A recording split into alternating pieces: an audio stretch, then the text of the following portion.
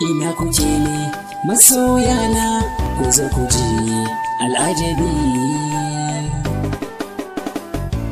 Umar miyo yau gani cikin saka mai wuya, na yau ba kowa gashi nan kuma ta bar duniya.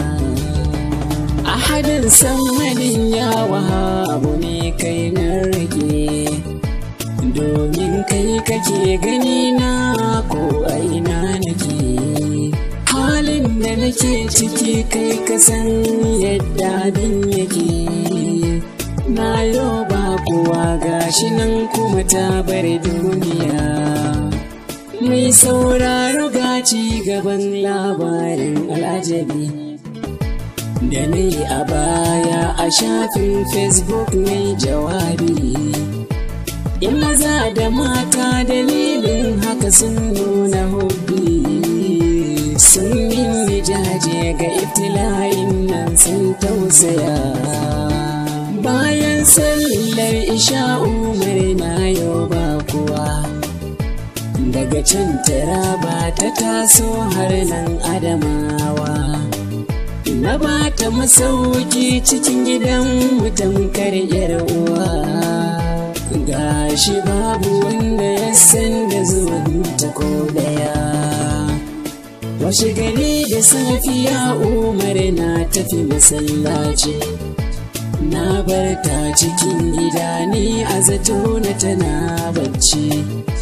Na wuce gun suna bayan mun fita masallaci, daga can na wuce gida zan tashe ta bauta mai gaskiya. Dukkan mai rai zai mutu wata ran ku ji yan uwa, bayan na shiga za ku ji shin me ke faruwa. Na wuce can ɗakin nan da na baiwa bakuwa, na samu bata numfashi fata bar duniya. Sai na fito waje na faɗa musu me ke faruwa, sai suka ce ni ne na kashe ta wayo rayuwa. Har ma sun ce na fara sana'ar garkuwa, wai na yau garkuwa da ita kuma ta bar duniya. Sun ɗauke ni sun kai ni gun 'yan sanda kuma, sai suka fara duka na Umar sai da na suma. Bayan na farka nan ne suka bani dama, suka yi mini tambaya wai na faɗa musu gaskiya. Ni musu bayani amma sun ki amincewa, kullum tambaya ɗaya amsa ɗaya ku ji yan uwa. Har wata 6 a gidan yari cikin damuwa, Allah kaliki na shi ne masanin gaskiya. An kai ni kotu amma kuma ni ban da shaida, na yau rantsuwa alkalin ya ki yarda. Nan take sai na ganya bai wa 'yan sanda takarda, bayan sun karanta sun ce mini zambar duniya.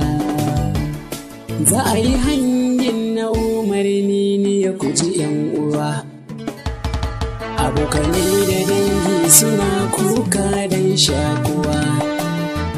Allah ne kadai zai fi bani cikin damuwa, kai mini addu'a don zan je gidan gaskiya. Ku mini addu'a don zan je gidan gaskiya. Allah ya amsa addu'ar masoya, sabida an dakatar da hukuncin rataya da za a yi min. Shin wani dalili ne ya sa hakan? Mu haɗu da ku a kashi na 3.